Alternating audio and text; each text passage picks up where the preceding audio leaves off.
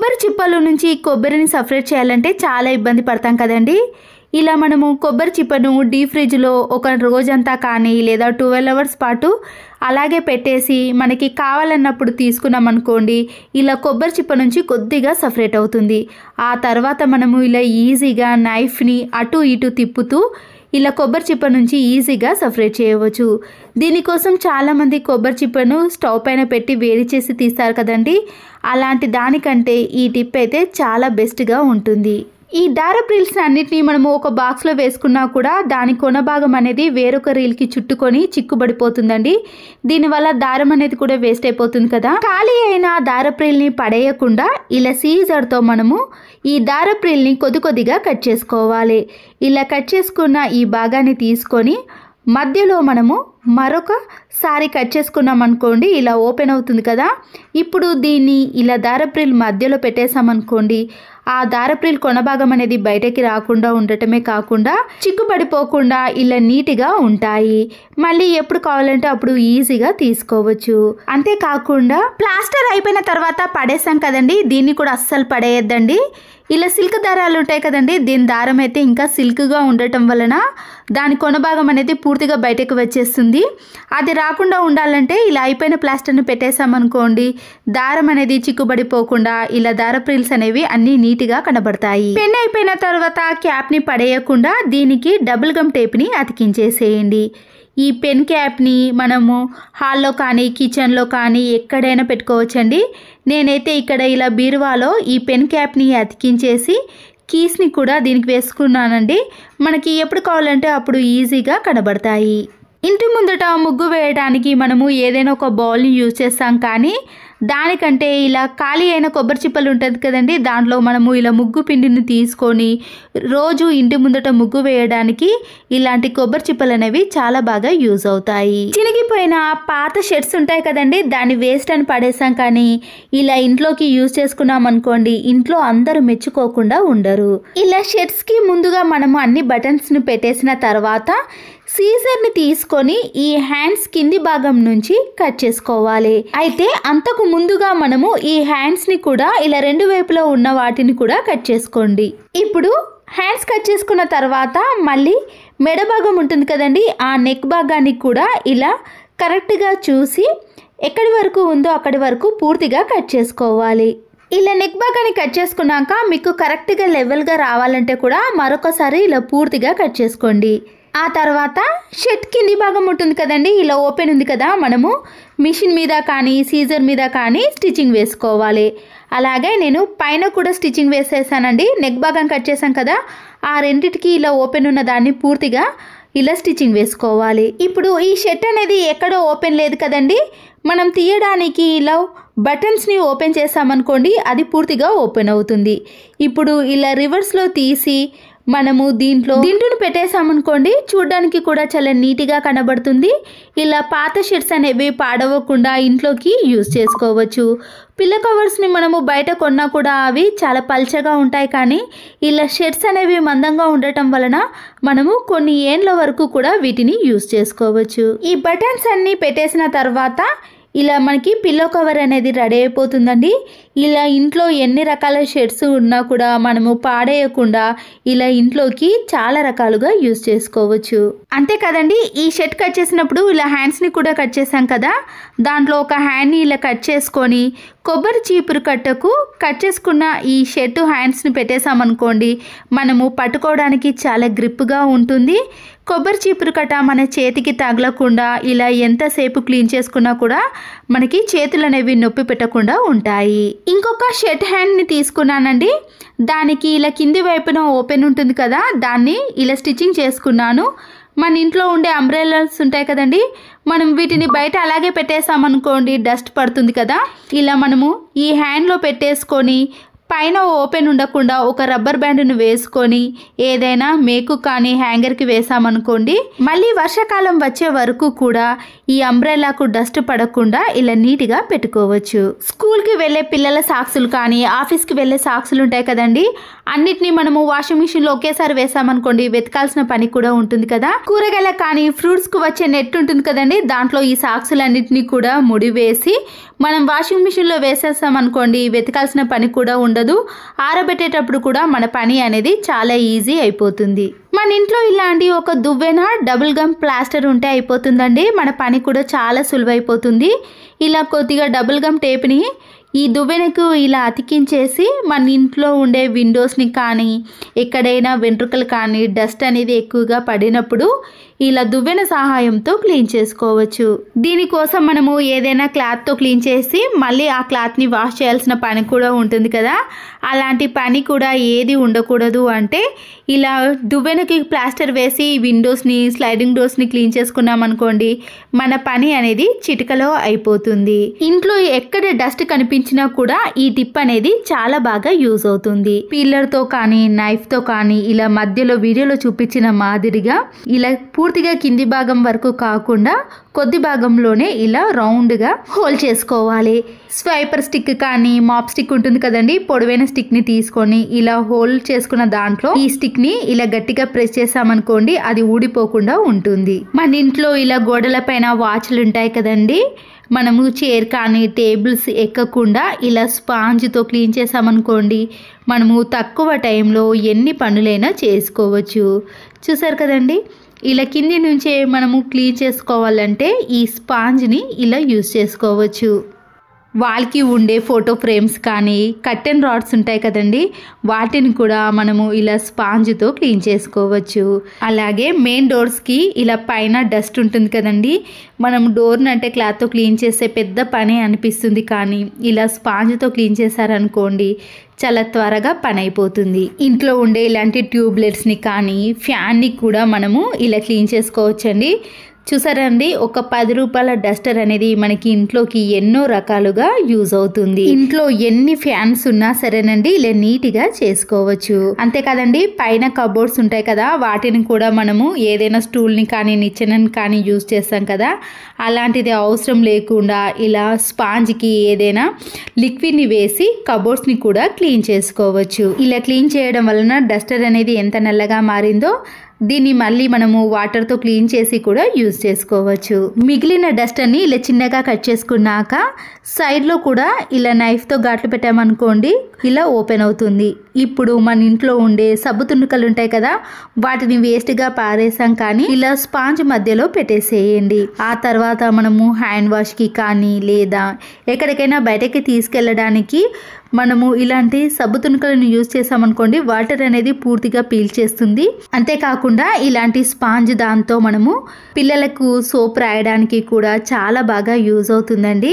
చూసారు కదండి, మనము ఇలా కొద్దిగా వాటర్ని అప్లై చేసామనుకోండి నురుగ కూడా చాలా ఈజీగా వచ్చేస్తుంది. దీనివల్ల సబ్బు కూడా త్వరగా అరిగిపోకుండా ఉంటుంది. ఒకవేళ మీరు ఇలా సోప్ని కాకుండా మనము గిన్నెలు క్లీన్ చేసే విమ్ లిక్విడ్ని కానీ విమ్ బార్ కానీ సోప్ని పెట్టేసి మనము గిన్నెలను కూడా చాలా ఈజీగా ఎన్నైనా కూడా క్లీన్ చేసేయచ్చు. ప్రతిసారి లిక్విడ్ని వేసుకోకుండా ఇలా ఒకేసారి ఇలా కట్ చేసిన దాంట్లో వేసుకొని మనము గిన్నెలను క్లీన్ చేసుకోవచ్చు.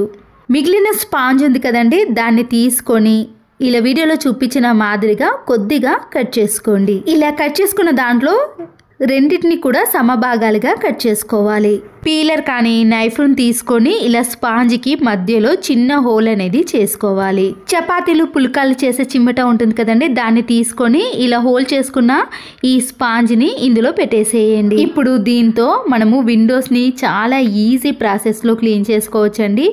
టైం అనేది అస్సలకే ఎక్కువగా తీసుకోదు. క్లాత్ కంటే ఇలాంటి చిన్న చిన్న పీస్గా మనం కట్ చేసుకున్న స్పాంజ్తో క్లీన్ చేసామనుకోండి డస్ట్ కూడా చాలా ఈజీగా వచ్చేస్తుంది. విండోస్కి పట్టిన డస్ట్ అంతా కూడా ఇలా స్పాంజ్ దానికి వచ్చేస్తుంది. మరొక చిన్న స్పాంజ్ పీస్ని తీసుకొని ఇలా వీడియోలో చూపించిన మాదిరిగా మధ్యలోకి కట్ చేసుకోవాలి. డబుల్ గమ్ టేప్ని తీసుకొని ఈ స్పాంజ్ దానికి అతికించేసేయండి. బెడ్రూమ్ డోర్ కానీ లేదా మెయిన్ డోర్స్ ఉంటాయి కదండి, పిల్లలు ఇలా గట్టిగా డోర్ని వేసినప్పుడు గోడకి హోల్ పడటం కానీ లేదా డోర్ అనేది డ్యామేజ్ అలాంటివి కాకుండా ఉండాలంటే మనము ఇలా డబుల్ గమ్ టేప్ని వేసిన స్పాంజ్ని ఏ ప్లేస్లో అయితే అలా అవుతుందో దానిపైన దీన్ని అతికించేసేయండి. పిల్లలు కానీ గాలికి డోరు ఇలా గట్టిగా పడ్డా కానీ శబ్దం రాదండి. గోడ డ్యామేజ్ కాదు, డోరు కూడా డ్యామేజ్ కాకుండా ఇలా నీట్గా ఉంటాయి. అలాగే ఏదైనా ప్లాస్టిక్ బాక్స్ని కానీ లేదా కార్డ్బోర్డ్ని ఏదైనా తీసుకోవచ్చండి. ఇప్పుడు ఈ బాక్స్లో మనము ఈ స్పాంజ్ని చిన్న చిన్న పీసెస్గా 4 కానీ 5 కానీ కట్ చేసుకోవాలి. మనం తీసుకున్న బాక్స్లో పూర్తిగా ఈ స్పాంజ్ అనేది కవర్ అయ్యేటట్టు చూసుకోవాలి. మనం నెయిల్ పాలిష్ పెట్టుకున్నప్పుడు ఇలా నెయిల్ రిమూవర్ని వేసి ఈ స్పాంజ్ దాంట్లో పెట్టేసి ఏలు తిప్పేసామనుకోండి, ఈజీగా నెయిల్ పాలిష్ అనేది పోతుంది. ఇలా మనము ప్రతిసారి కాటన్ యూజ్ చేయాల్సిన అవసరం లేకుండా ఇలా ఎప్పుడంటే అప్పుడు మనము నెయిల్ రిమూవ్ని చేసుకోవాలంటే ఈ టిప్ అనేది చాలా బాగా యూజ్ అవుతుంది. గ్యాస్ స్టవ్ పైన ఇలా కర్రీ మరకలు కానీ ఆయిల్ మరకలు, పసుపు మరకలు పడ్డప్పుడు చాలా జిడ్డుగా తయారవుతుందండి. క్లీన్ చేయడం కూడా చాలా టైం తీసుకుంటుంది. రుద్ది కడగాల్సిన పని కూడా ఉండటం వలన గ్యాస్ స్టవ్ అనేది త్వరగా పాడయ్యే అవకాశం ఉంటుంది కదా. ఇలా ఒక స్పాంజ్ని తీసుకొని మనము ఎక్కడైతే ఆయిల్ మరకలు కానీ కర్రీ మరకలు పడ్డాయో దాంతో ఈజీగా క్లీన్ చేయొచ్చండి. అప్పుడు గ్యాస్ స్టవ్ని ప్రతిసారి వాటర్తో కానీ లేదా మనము క్లాత్తో కానీ క్లీన్ చేయాల్సిన పని కూడా ఉండదు. ఇలాంటి వాటిని క్లీన్ చేయడానికి ఈ స్పాంజ్ అనేది చాలా బాగా యూజ్ అవుతుంది. గ్యాస్ స్టవ్ యొక్క ఆన్ ఆఫ్ బటన్ కూడా మనము ఇలా స్పాంజ్తో క్లీన్ చేసామనుకోండి నీట్గా తయారవుతుంది. ఎందుకంటే స్క్రబ్బర్తో క్లీన్ చేసామనుకోండి ఇలా లోపటి ప్లేస్లకు వెళ్ళి క్లీన్ అవ్వదు. కానీ ఈ స్పాంజ్ని మనము ఇలా ఎలా తిప్పినా కూడా ఈజీగా క్లీన్ చేసుకోవడానికి వీలవుతుంది. మిగిలిన స్పాంజ్ను తీసుకొని ఇలా నైఫ్తో కొద్దిగా మాత్రమే కట్ చేసుకోవాలి. కట్ చేసుకున్న ఈ స్పాంజ్కు ఇలా 3 కానీ 4 కానీ ఘాట్లు పెట్టుకోవాలి. పూర్తిగా కాకుండా ఇలా మిడిల్ వరకు పెట్టిన తర్వాత మన విండోస్ కానీ స్లైడింగ్ డోర్స్ ఉంటాయి కదండి, దాంట్లో డస్ట్ అనేది ఇలా ఎక్కువగా పడినప్పుడు మనము ఇలా స్పాంజ్ దాంతో ఈజీగా క్లీన్ చేసుకోవచ్చు. వీటిని క్లీన్ చేసి మళ్ళీ కూడా యూజ్ చేసుకోవచ్చు. మిగిలిన స్పాంజ్ను తీసుకొని ఇలా కొద్దిగా కట్ చేసుకోవాలి. ఇలా చిన్న చిన్న పీసెస్గా కట్ చేసుకున్నాక ఇలాంటివి 4 కట్ చేసుకొని మంచం కాళ్ళు ఉంటాయి కదండి, దాని కింద ఈ స్పాంజ్ని పెట్టేసామనుకోండి ఎప్పుడైనా జరిపినప్పుడు శబ్దం రావటం లాంటివి కాకుండా ఈజీగా మనము ఎవరైనా జరిపేటట్టు ఈ స్పాంజ్ అనేది యూజ్ అవుతుంది. డైనింగ్ టేబుల్ కాడ చైర్స్ ఉంటాయి కదండి, దాని కింద వీటిని పెట్టినా కూడా లైన్స్ పడకుండా ఈజీగా జరుపుకోవడానికి చాలా బాగా యూజ్ అవుతాయి. ల్యాప్టాప్తో వర్క్ ఫర్ హోమ్ కానీ ఆన్లైన్ క్లాసులు ఇలా ఎక్కువగా మనము ల్యాప్టాప్ని యూజ్ చేసినప్పుడు చేతి అనేది చాలా నొప్పి పెడుతుంది కదండి. ఇలా మౌస్ని ప్రతిసారి నొక్కి పెట్టేటప్పుడు చేతు ఒక్కొక్కసారి లాగటం లాంటివి కూడా జరుగుతాయి. మనము ఇలా మౌస్ని యూజ్ చేసేటప్పుడు చేతి కింద స్పాంజ్ని పెట్టేసుకున్నామనుకోండి చేతి అనేది ఎక్కువగా ప్రెస్ కాకుండా ఉండటం వలన ఎంతసేపు ల్యాప్టాప్ కానీ కంప్యూటర్ ముందు కూర్చున్నప్పుడు మనకి ఎలాంటి ప్రాబ్లం అనేది ఉండదు. నేనైతే ఒక 10 రూపీస్ స్పాంజ్ని సంవత్సరం నుంచి యూజ్ చేస్తున్నానండి. చూసారు కదండి ఎలా తయారైందో. ఇలా మనము గడపల పైన క్లాత్ కానీ వాటర్ని యూజ్ చేసేటప్పుడు ఇలా స్పాంజ్ని తడిపేసి గడపలను మనము ఇలా శుభ్రం చేసుకోవచ్చు. ఈ స్పాంజ్ని క్లీన్ చేసి మళ్ళీ రోజు కూడా యూజ్ చేసుకోవడానికి వీలవుతుంది. తడిని కూడా చాలా త్వరగా పీల్చేస్తుంది. మన ఇంట్లో స్విచ్ బోర్డ్స్ పైన ఇలా సన్నని డస్ట్ అనేది పడినప్పుడు ఈ స్పాంజ్ దాంతో ఇలా అనేసామనుకోండి నీట్గా తయారవుతాయి. ఒక స్పాంజ్ని తీసుకొని మనము రోట్లో దంచేటప్పుడు ఇలా దాని కింద పెట్టేసి దంచేసామనుకోండి శబ్దం రాకుండా ఉంటుంది. టైల్స్ అనేవి పగిలిపోతాయి అనే టెన్షన్ కూడా ఉండదు. దీనివల్ల మన పని అనేది చాలా ఈజీగా జరిగిపోతుంది. అలాగే చిన్న స్పాంజ్ ముక్కను తీసుకొని మన ఇంట్లో ఉండే నీడిల్స్ ఉంటాయి కదండి, వాటన్నిటిని కూడా ఈ స్పాంజ్ దానికి పెట్టేసేయాలి. ఇలా చేయడం వలన థ్రెడ్స్ తీసేటప్పుడు ఈ నీడిల్స్ అనేవి మన చేతికి గుచ్చుకోకుండా ఉంటాయి. అన్ని నీడిల్స్ ఇలా ఒకే దగ్గర ఉండటం వలన మన పని కూడా చాలా ఈజీగా జరిగిపోతుంది. సింగిల్ కీస్ ఉంటాయి కదండి, వాటిని ఎక్కడో పెట్టేసి వెతకాల్సిన పని కూడా ఉంటుంది కదా, వాటిని కూడా ఈ స్పాంజ్ దానికి పెట్టేసేయచ్చు. మన ఇంట్లో సోఫా సెట్ కానీ డైనింగ్ టేబుల్ సెట్ ఉన్నప్పుడు చిన్న చిన్న పీసెస్గా స్పాంజ్ని కట్ చేసి ఇలా లెగ్స్ కింద పెట్టేసేయాలి. ఇలా చేయడం వలన చిన్నపిల్లలకు కానీ మనం కానీ ఈజీగా జరపడానికి చాలా అనుకూలంగా ఉంటుంది. వాటర్ అనేది కింద ఒలికినప్పుడు క్లాత్ కంటే మాప్ కంటే కూడా ఇలా ఒక స్పాంజ్ దాంతో క్లీన్ చేసామనుకోండి వాటర్ అనేది చాలా త్వరగా పీల్ చేసుకుంటుంది. ఆరిపోవడం కూడా చాలా త్వరగా ఆరిపోతుందండి. మనం తిన్న తర్వాత క్లీన్ చేయడానికి కూడా ఈ స్పాంజ్ అనేది యూజ్ అవుతుంది. ఇడ్లీ చేయడం చాలా ఈజీ కానీ వాటి గిన్నెలు క్లీన్ చేయాలంటే ఇబ్బంది పడతాం. అయితే మనము ఇలా స్క్రబ్బర్తో ఇడ్లీ పాత్రలను క్లీన్ చేసామనుకోండి దానికి మొత్తం కూడా ఇలా అంటేసుకుంటుంది. మళ్ళీ స్క్రబ్బర్ని క్లీన్ చేయాలి, ఇలా డబుల్ పని అనేది అవుతూ ఉంటుంది. వేస్ట్గా ఉన్న ఒక ఇలా టూత్ బ్రష్ ని తీసుకొని ఇలా నానబెట్టుకున్న ఇడ్లీ పాత్రలన్నిటిని ముందుగా మనము ఈ బ్రష్ తోటే క్లీన్ చేసుకోవాలి. ఇలా క్లీన్ చేసుకోవడం వలన మనకి చేతికి అంటుకోకుండా స్క్రబ్బర్కి అంటుకోకుండా ఉండటం వలన మన పని అనేది చాలా సులువైపోతుంది. ఇలా అన్ని ఇడ్లీ పాత్రలన్నిటిని కూడా ఈ బ్రష్ తోటే క్లీన్ చేసుకున్నాక ఈ ఇడ్లీ పాత్రల పైన కొద్దిగా విమ్ లిక్విడ్ ని వేసి మళ్ళీ టూత్ బ్రష్తో కానీ లేదా స్క్రబ్బర్తో క్లీన్ చేసుకున్నాం అనుకోండి ఇడ్లీ పాత్రలు అనేవి చాలా నీట్గా అవటమే కాకుండా మన పని కూడా చాలా వరకు తగ్గిపోతుంది. ముందుగా బకెట్లో కొన్ని వాటర్ని పట్టిన తర్వాత అయిపోయిన షాంపూ ప్యాకెట్లు ఉంటాయి కదండి అవి వేస్ట్ అని పాడేస్తాం. కానీ వీటిని కూడా మనము ఎలా యూజ్ చేసుకోవాలంటే ఇలా సీజర్తో వీడియోలో చూపించిన మాదిరిగా అన్నిటిని కూడా ఇలా చిన్న చిన్న పీసెస్గా కట్ చేసుకోవాలి. వీటన్నిటిని కూడా వాటర్లో కొద్దిగా మిక్స్ చేసామనుకోండి నురుగా అనేది వస్తుంది. చూసారు కదండి మనము ప్రతిరోజు ఇల్లు తుడిచే ఇలా మాప్ని ఈ వాటర్లో బాగా ఇలా ఒక 2-3 టైమ్స్ పాటు ఇలా గట్టిగా అనేసామనుకోండి దాంట్లో ఉండే దుమ్ము కానీ ధూళి మురికి అంతా కూడా ఈ వాటర్లోకి వచ్చేస్తుంది. వాటర్ చూసారు కదండి ఎంత మురికి వచ్చిందో. ఇప్పుడు ఈ మాప్ అనేది చాలా నీట్గా మంచి సువాసన అనేది వస్తుంది. చిన్న చిన్న హోల్స్ ఉన్న బుట్టీలు ఉంటాయి కదండి దీంట్లో ఆనియన్స్ని కానీ లేదా వెల్లుల్లిని ఆలులను మనం స్టోర్ చేసుకుంటాము. చాలా రోజుల పాటు ఫ్రెష్గా ఉంటాయి. మన ఇంట్లో రైస్ బ్యాగులు చాలా ఉంటాయి కదండి వాటిని ఇలా బుట్టీలో కరెక్ట్ సైజు చూసి కట్ చేసుకొని దీంట్లో ఇలా ప్రతిసారి మలుచుకొని వేసుకున్నాక దీంట్లో ఆనియన్స్ని కానీ మనం కావాల్సినవన్నీ కూడా స్టోర్ చేసుకోవడం వలన ఇలాంటి బుట్టీలని ప్రతిసారి కడగాల్సిన పని లేకుండా ఈ రైస్ కవర్లన్నీ క్లీన్ చేసుకుంటే సరిపోతుంది. తెలుపుగా ఉండే ఒక బౌల్ని తీసుకొని న్యూస్ పేపర్ ఉంటుంది కదండి ఇలా న్యూస్ పేపర్ని కొద్దిగా తీసుకొని చిన్న చిన్న పీసెస్గా కట్ చేసుకొని ఈ బౌల్లోకి వేసుకోవాలి. ఇంట్లో డెటాల్ ఉంటుంది కదండి ఇలా డెటాల్ని కొద్దిగా ఈ న్యూస్ పేపర్లో కలిపేసేయండి. డెటాల్ లేని ప్లేస్లో మీరు వెనిగర్ని కూడా యాడ్ చేసుకోవచ్చు. అలాగే ఈ న్యూస్ పేపర్ తడిసే విధంగా కొన్ని వాటర్ని వేసినాక కొద్దిగా కోల్గేట్ పేస్ట్ని కూడా యాడ్ చేసుకోవాలి. ఇప్పుడు మనము చేత్తో ఈ న్యూస్ పేపరు ఈ పేస్ట్ పూర్తిగా కలిసేటట్టు కలుపుకోవాలి. మన ఇంట్లో ఉండే మిక్సీ అనేది ఇలా జిడ్డు పట్టిపోయినప్పుడు చాలా రోజుల నుంచి క్లీన్ చేయలేమనుకోండి క్లీన్ చేసే ప్రాసెస్ కూడా మనకి ఎక్కువ టైం అనేది తీసుకుంటుంది. ఎన్ని రోజులైనా సరేనండి క్లీన్ చేయక అలాగే పెట్టేసామనుకోండి మరకలు అనేవి చాలా జిడ్డుగా తయారవుతాయి. క్లీన్ చేసే ప్రాసెస్ అనేది మనకి ఎక్కువగా ఉంటుంది. ఇలా ప్రిపేర్ చేసిన న్యూస్ పేపర్ ఉంది కదండి దానికి పూర్తిగా తడి అనేది ఇలా ఉన్నప్పుడు మనము ఈ మిక్సీ దాన్ని ఈజీగా క్లీన్ చేసుకోవచ్చు. మనం ఇలా అప్లై చేస్తున్నప్పుడే దానిపై ఉండే మరకలు కూడా క్లీన్ అవుతూ ఉంటాయండి.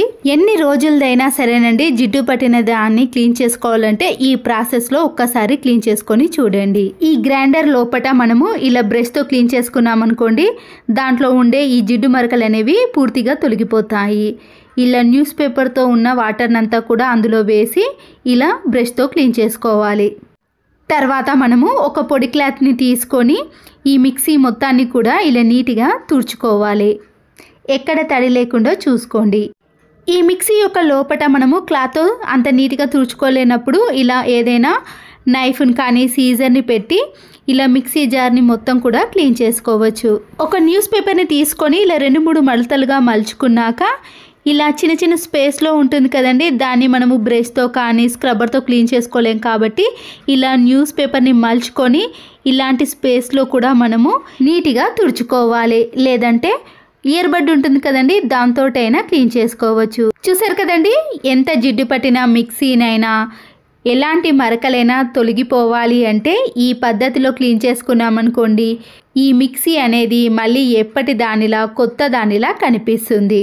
ఈ మిక్సీ జార్ యొక్క బ్లేడ్లు అనేవి గట్టిగా తయారైనా లేదా షార్ప్నెస్ అనేది తగ్గిపోయినప్పుడు ఒక న్యూస్ పేపర్ని తీసుకొని దీన్ని కూడా చిన్న చిన్న పీసెస్గా ఈ మిక్సీ జార్లోకి వేసుకోవాలి. దీంతో పాటు రాళ్ళ ఉప్పు ఉంటుంది కదండి, దాన్ని కూడా 1 టీ స్పూన్ వరకు యాడ్ చేసుకోండి.